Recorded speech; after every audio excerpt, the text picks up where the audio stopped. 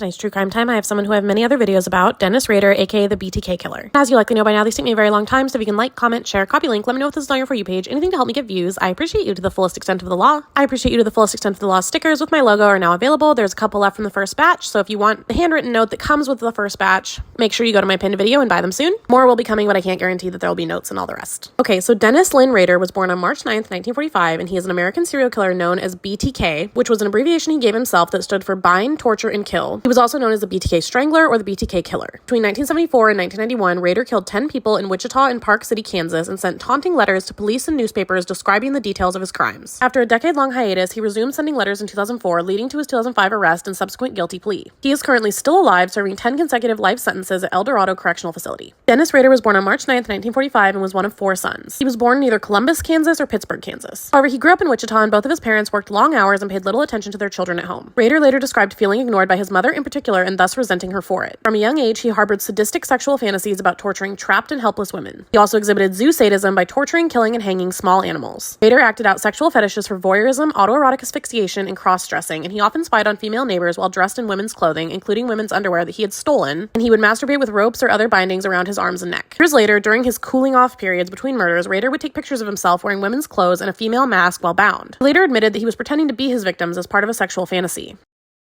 Rader kept his sexual proclivities very well hidden. He was widely regarded in his community as normal, polite, and well-mannered. He attended Kansas Wesleyan University after high school, but received mediocre grades and dropped out after only a year. He then served in the United States Air Force from 1966 to 1970. Upon discharge, he moved to Park City, which is a suburb of Wichita, and he then worked in the meat department of a Leaker's IGA supermarket where his mother was a bookkeeper. On May 22nd, 1971, Rader married Paula Dietz, and they had 2 children, Carrie and Brian. He attended Butler County Community College in El Dorado, earning an associate's degree in electronics in 1973, and then enrolled at Wichita State University and graduated in 1979 with a Bachelor of Science degree, majoring in Administration of Justice. He initially worked as an assembler for the Coleman Company, which was an outdoor supply company, but he then worked at the Wichita-based office of ADT Security Services from 1974 to 1988. At that job, he installed security alarms as part of his job in many cases for homeowners who were scared of the BTK killings. In May of 1981, he became a dog catcher and compliance officer in Park City, and in this position, neighbors recalled him as being somewhat overzealous and extremely strict, as well as taking special pleasure in bullying and harassing single women. One neighbor complained that he killed her dog for no reason. He was also a member of Christ Lutheran Church in Wichita and had been elected president of the church council, and he was also a Cub Scout leader. Like I said, he is still alive and in prison today.